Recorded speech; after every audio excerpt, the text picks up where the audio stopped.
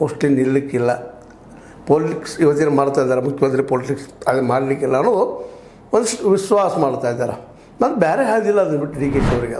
ಅದಕ್ಕೆ ಈಗ ಅವರು ಸ್ವತಃ ಹಾಸನದ ಈ ಒಂದು ಸಮಾವೇಶವನ್ನು ನನ್ನ ನೇತೃತ್ವದಲ್ಲಿ ಮಾಡ್ತಾಯಿದ್ದೀವಿ, ಕಾಂಗ್ರೆಸ್ ಪಕ್ಷದ ಅಧ್ಯಕ್ಷನಾಗಿ ಇದು ಮಾಡ್ತಾಯಿದ್ದೀನಿ ಅನ್ನುವಂಥ ಮಾತನ್ನು ಹೇಳಿದ್ದಾರೆ.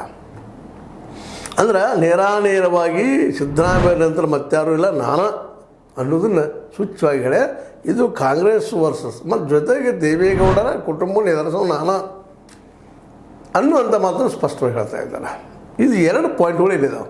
ಇದು ಒಂದಿಷ್ಟು ಗಮನ ಇಟ್ಟು ನಾವು ನೋಡಿದಾಗ, ವಿಚಾರ ಮಾಡಿದಾಗ, ವಿಮರ್ಶೆ ಮಾಡಿದಾಗ ಇದು ಯಾರಿಗೆ ಉತ್ತರ ಕೊಡ್ತಾ ಇದ್ದಾರಪ್ಪ ಇವರು ಡಿ ಕೆ ಶಿವಕುಮಾರ್ ಅವರು ನಿಮಗೆ ಸ್ಪಷ್ಟ ಆಗ್ತದೆ. ಮಧ್ಯದಾಗೆ ಸಿದ್ದರಾಮಯ್ಯರನ್ನು ತಮ್ಮ ತೆಕ್ಕೆಯಲ್ಲಿ ಇಟ್ಕೊಂಡು ಹೋಗುವಂಥ ಕೆಲಸ ಮಾಡ್ತಾಯಿದ್ದಾರೆ.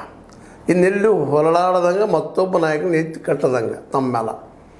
ಯಾಕಂದ್ರೆ ಮಹದೇವಪ್ಪ ಆಗಲಿ ಇನ್ನೊಬ್ಬರಾಗಲಿ ಅವರು ಆ ದೊಡ್ಡ ಪ್ರಮಾಣದಲ್ಲಿ ಆ್ಯಂಬಿಷಿಯಸ್ ಅಲ್ಲ, ಮತ್ತು ಜೊತೆಗೆ ಸಂಘಟನಾ ಚಾತುರ್ಯನೂ ಆ ಪ್ರಮಾಣದಲ್ಲಿ ಇಲ್ಲ ಅನ್ನೋದೊಂದು ನಂಬುಗೆ. ಅವರು ಏನಿದ್ದಾರೆ ಎಂತಿದ್ದಾರೆ ಆ ಮಾತು ಬೇರೆ. ಮೈಸೂರು ಭಾಗದಲ್ಲೇ ನಮ್ಮ ಮಹದೇವಪ್ಪನವರು, ಎಸ್ ಸಿ ಮಹದೇವಪ್ಪನವರು.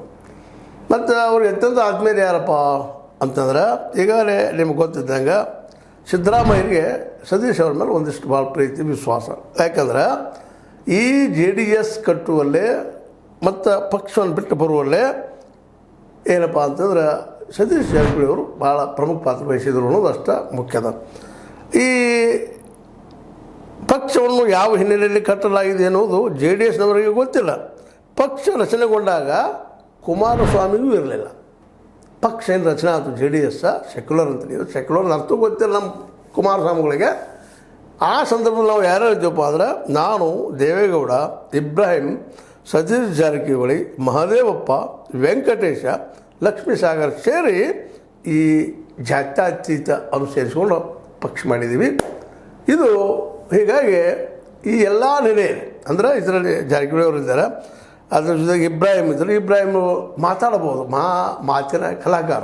ಆದರೆ ಸಂಘಟನೆಗೆ ಬೇಕಾದಂಥ ಆರ್ಥಿಕ ಶಕ್ತಿ ಅವರಲ್ಲಿಲ್ಲ.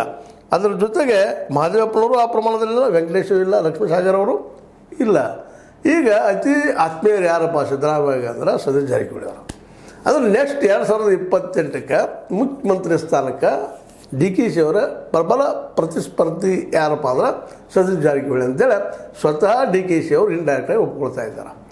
ಅದಕ್ಕಾಗಿ ಸಿದ್ದರಾಮಯ್ಯನ ನಂತರ ಯಾರು ಅನ್ನೋದಕ್ಕೆ ಉತ್ತರ ಈಗ ಕಂಡುಕೊಳ್ಳೋದು ಮಾಡ್ತಾಯಿದ್ದಾರೆ. ನಾ ಅಧ್ಯಕ್ಷ